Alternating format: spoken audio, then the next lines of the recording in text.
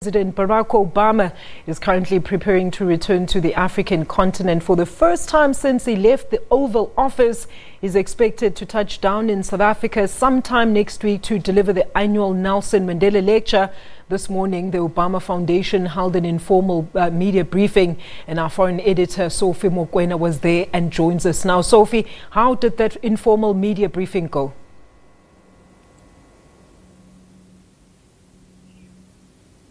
Well, thank you, Alicia. Indeed, we've just had a media briefing in terms of the program of the former President Barack Obama. You know very well that former President will be on the continent starting from tomorrow. First stop will be Kenya. We are told that that visit is more of a private visit.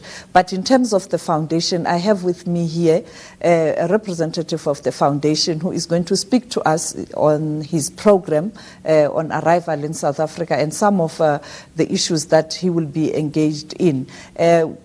Welcome, ma'am. Can you please tell us, we expect the former president to be in the country on Monday. Quite a number of activities. Can you take us through to all those activities? Sure. President Obama is thrilled to be returning to South Africa. He's been talking about it for quite some time, and as you said, he has a very busy schedule.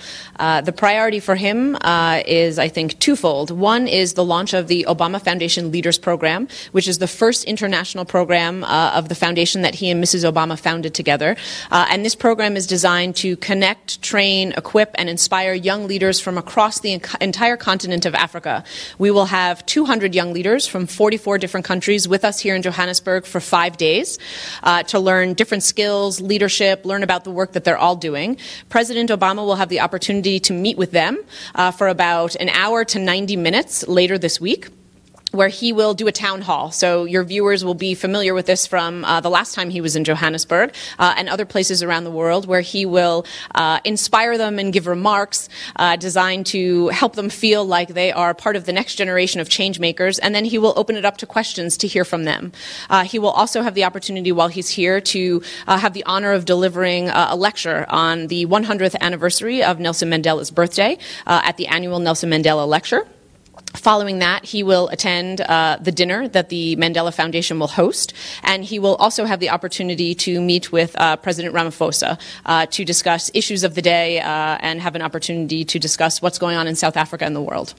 Why Africa in particular to launch this important program? Sure. So the president wants to be active all over the world. And when we brought the Leaders Program to him, he said, I absolutely want to do this, but I want to start in Africa. That's my guidance that I'm giving to you. And the reason is very simple. He is the son of a Kenyan father. He has deep roots on the continent. He visited sub-Saharan Africa 4 times, the most of any sitting American president. And he feels passionately about the youth of Africa. He believes that this is a continent on the move, that the young people are the change makers of the future.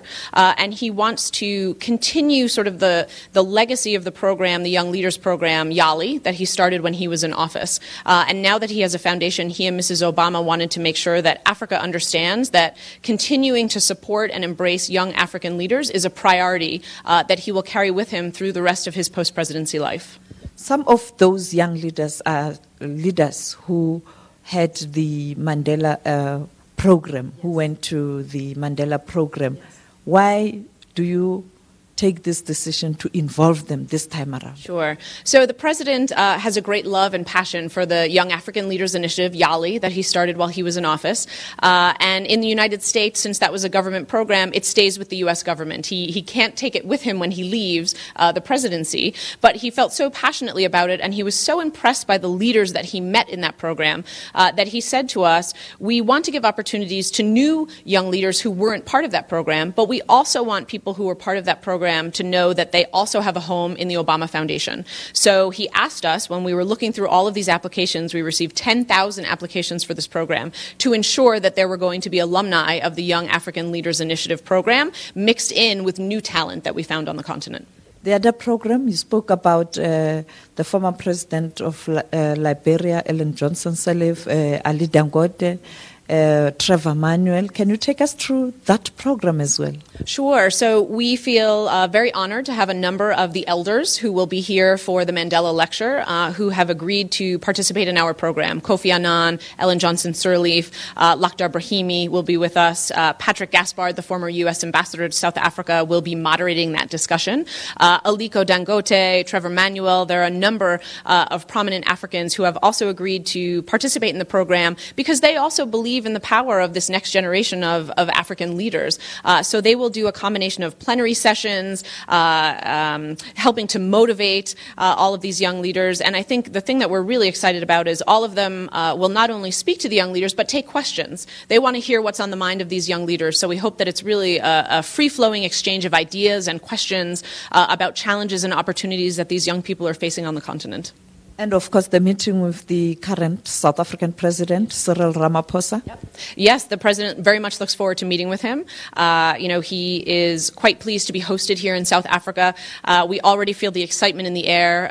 He is very appreciative of the welcome that the government, as well as the people of South Africa, are extending to him, and he looks forward to a conversation about challenges and opportunities facing South Africa for this new president. And the big one, the lecture.